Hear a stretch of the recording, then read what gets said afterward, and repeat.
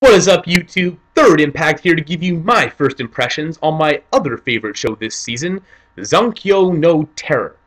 Now, I had my eye on this show ever since I saw it was directed by Shinichiro Watanabe, of course, acclaimed anime director, as well as acclaimed composer Yoko Kanno.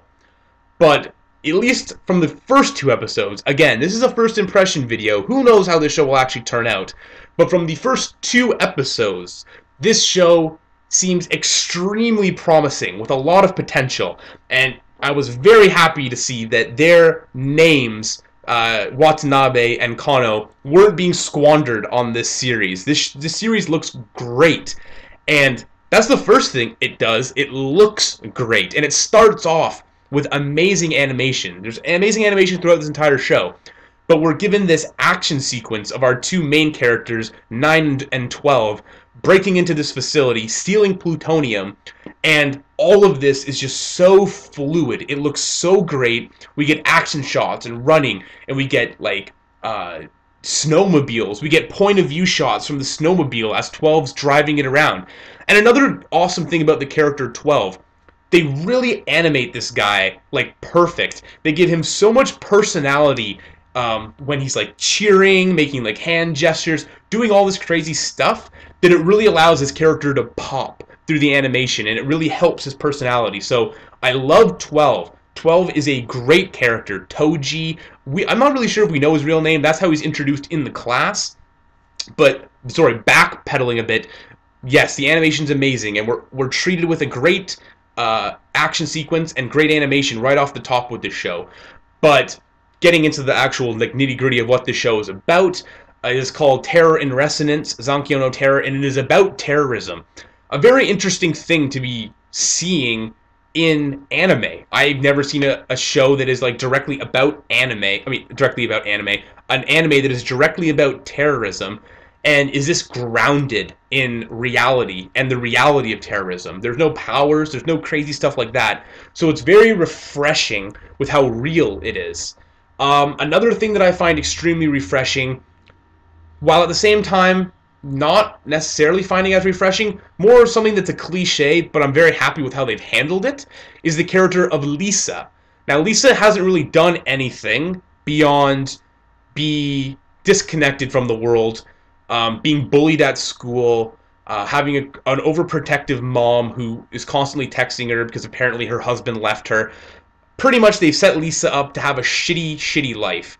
And in a lot of anime, you have this character with the shitty life, and then what do they turn to? They turn to the cool new anime characters that have shown up in town, or the secret organization where only they can help, and all of this sort of thing. You know, they're the chosen one because they're the outcast.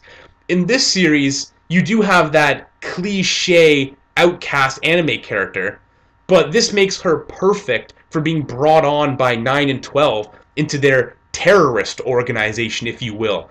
And I feel as though that's a very interesting turn for them to take this, because I feel like social outcastness is a running thing in anime, both inside and outside of anime, and terrorism itself is also, from what, you know, I've read, from what we've seen, also very much associated with social disorders, possibly, and this sort of thing. So I feel like that makes for a very interesting character in Lisa.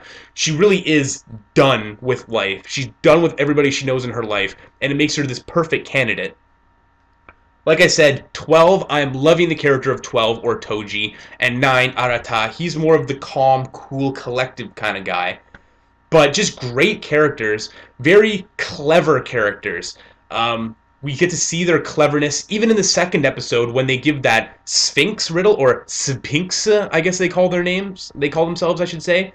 But they give the Sphinx riddle that I've heard a million times, but I wasn't actually even paying that close of attention, because I thought that they gave the same riddle that all the police officers in the episode heard. The, what walks on 4 legs in the morning, 2 in the afternoon, and 3 at night, which is a man. The baby, the man, the old man with the cane. But the way that they deliver the riddle is that it is of 2 legs, 4 legs, and 3 legs. So, and this is of when Oedipus Rex speaks to the Sphinx.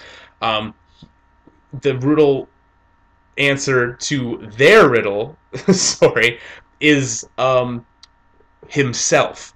Because when Oedipus talks to the Sphinx, and the riddle is 2, 4, and 3, it's that it was 2 when he was walking as a man, 4 after he murdered his father and made love to his mother, which brought him down to the level of beast, and then 3, he must walk with a cane after he's gouged his eyes out.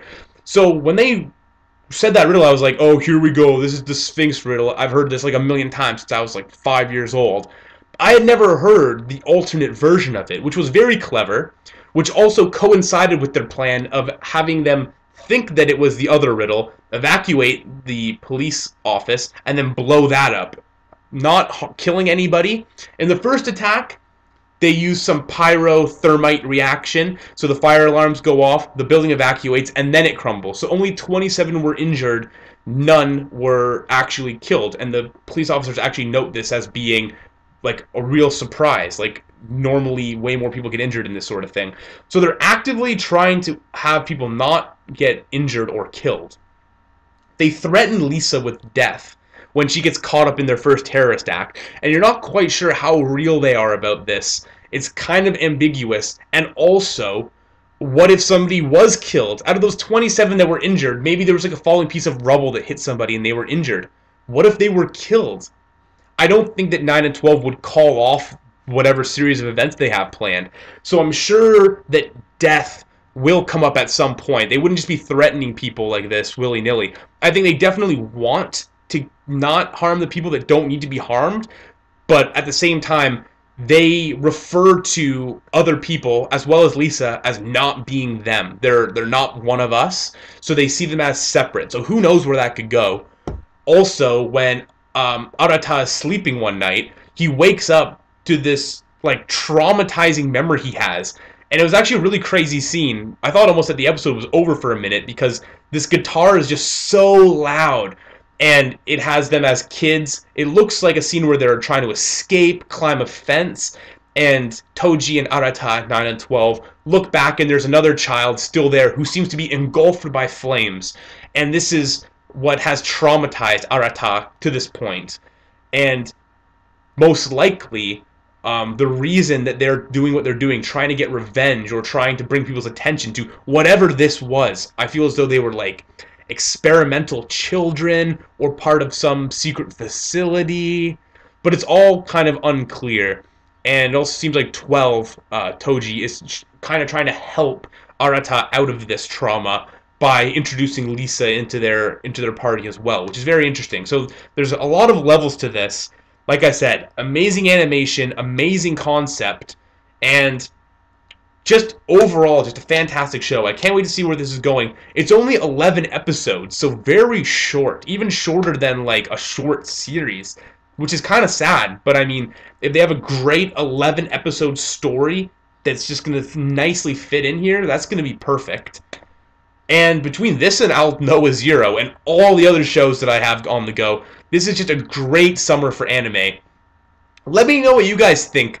What are you guys liking more? Are you liking I'll Know a Zero? Are you liking Zankyō no Terror?